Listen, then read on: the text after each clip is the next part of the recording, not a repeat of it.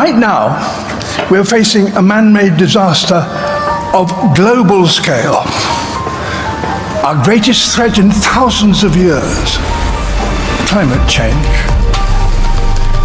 If we don't take action, the collapse of our civilizations and the extinction of much of the natural world is on the horizon. Sometimes, it feels like the Earth is sending us a warning, waiting to see how we respond. Since May 2026, disasters have scattered across the global map like bloodstains, claiming countless lives, from the unbearable heat waves in France and Germany, to the lethal typhoons slamming into China and the American islands, from the floods that swallowed lives in India and Bangladesh, to the massive destruction that shook the very foundations of Venezuela. Are these mere coincidences, or is this nature sending us its final, desperate signal? Today, on The Perspective Lens, we explore the true environmental and scientific reality behind this unfolding chain reaction.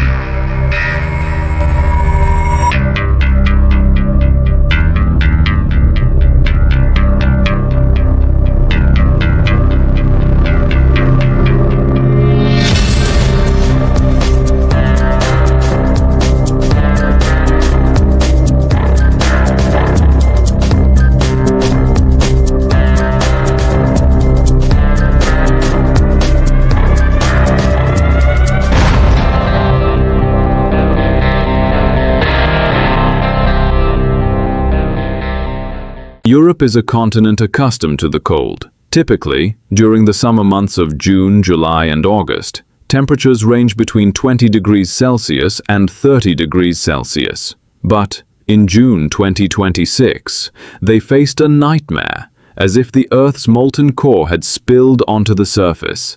Temperatures soared past 41 degrees Celsius, melting the asphalt on the streets. Standing outside for even 10 minutes became a battle for survival. This heat was unbearable for the average European, leading to a massive spike in elderly mortality. Police and fire brigades had to spray water from tankers onto the roads just to keep them cool. Water became more precious than fuel, as people sought refuge near any source they could find. This was not just a heat wave. It was a biological crisis that the human body simply could not endure. But the most horrific consequence of this heat was the inferno that consumed Europe's forests. Excessive heat sapped all moisture, turning woods into giant piles of kindling. A single spark, from trees rubbing together in the wind, or a human mistake, ignited massive wildfires in seconds. In the southern forests of France and Germany, the fires spread with such ferocity that even the fire crews were helpless. The suffocating heat and the toxic smoke from these blazes crippled air quality in the cities. These wildfires are not just forest losses, they are destroying the lungs of the Earth, releasing massive amounts of carbon back into the atmosphere, creating a vicious cycle that only accelerates the climate crisis.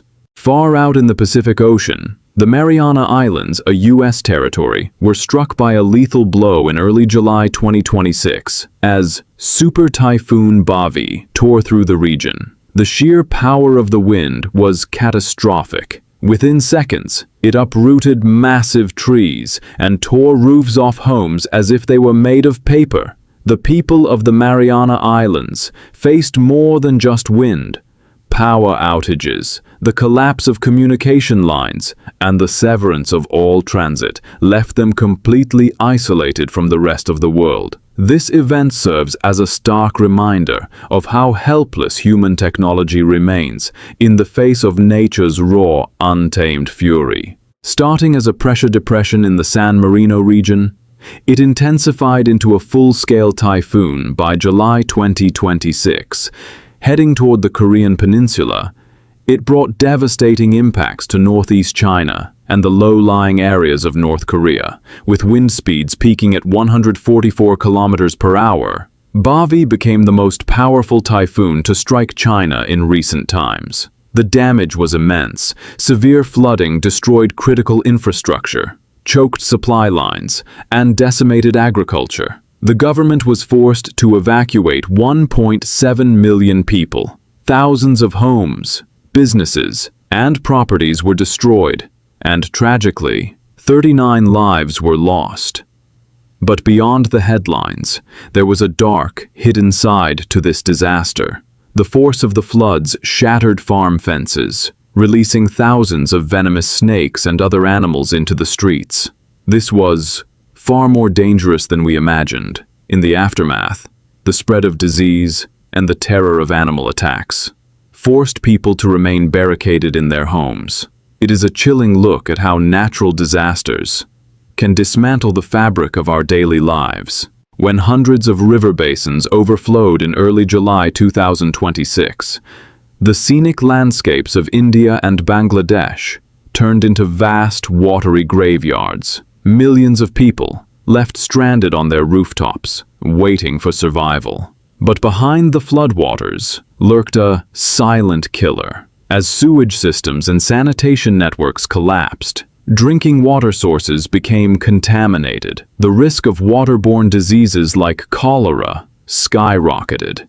This was not just a flood, it was the total collapse of a public health system, known as the rice bowl of the world. South Asia watched as thousands of acres of rice paddies were buried under mud. This is not just a lost harvest, it is the total breakdown of the local food supply chain.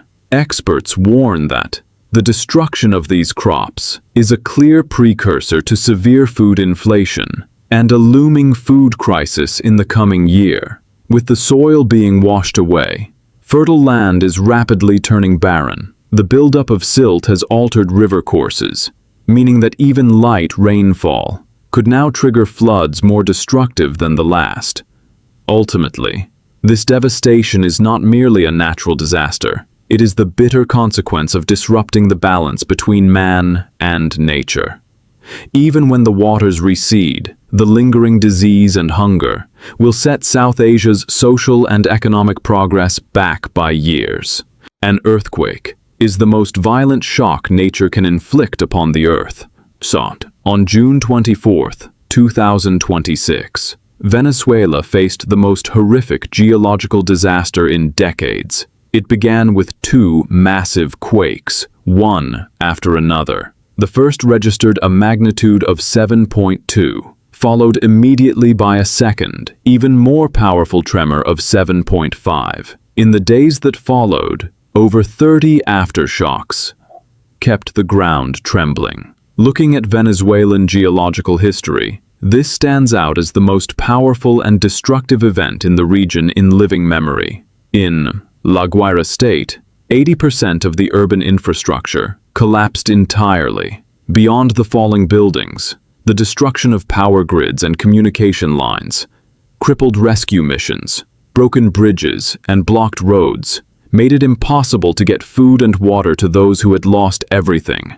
For the people of Venezuela, it was a moment where their future was shattered in mere seconds. This was not just a movement of the earth, but a catastrophe that derailed a nation's social and economic path in the blink of an eye. When we look at all these events unfolding, within the short span of just a month or two, this year teaches us a single painful lesson. A small change in one corner of the planet paves the way for total destruction in another. We are no longer the masters of nature. We are merely its dependents. These disasters highlight the dire consequences of humanity's lack of alternatives and our relentless, unchecked pursuit of growth. Whether the earth nurtures or destroys the life upon it is a decision now being dictated by human activity. We are running out of time to save this planet. I don't see this as a simple climate shift, but as the earth forcing a radical reset. What do you think? Share your perspective with us until we meet again for another meaningful discussion. Ciao.